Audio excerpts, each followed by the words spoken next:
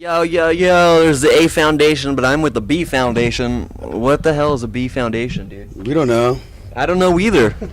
It's just a band. Yeah. It's like a band. Yeah, we don't really stand for anything except for party. Awesome. I mean, good times. Yeah. I like partying with Andrew WK on the Warped Tour. It's fun. Nice.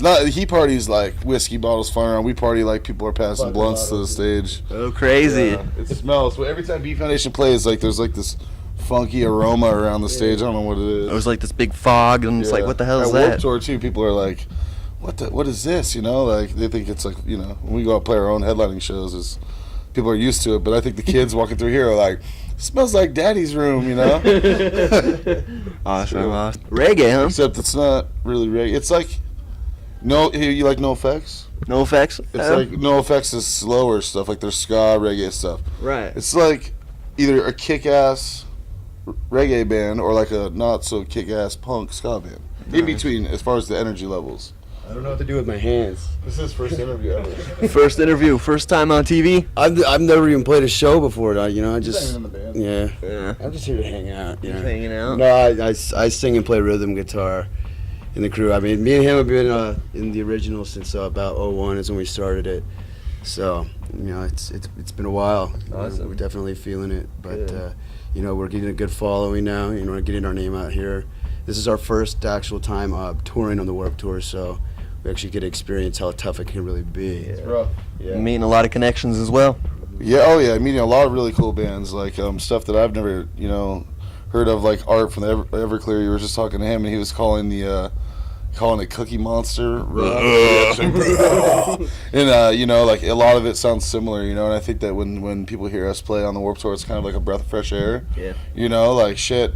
But a band like Bring Me the Horizon, like I just saw them a couple days ago, and I was like, holy crap, like this is insane. Like, you know, like it's not as melodic as the stuff that I'm used to listening to, but like the energy on stage and with the crowd was insane. Yeah. So I've definitely like got a little appreciation for that, you know. Like I still don't understand like the surfer top half, like the tank tops, and then like the tight cut off jean bottom halves. I'm still trying to figure that trying to figure that out, because our fans wear like the tank tops and like surf attire.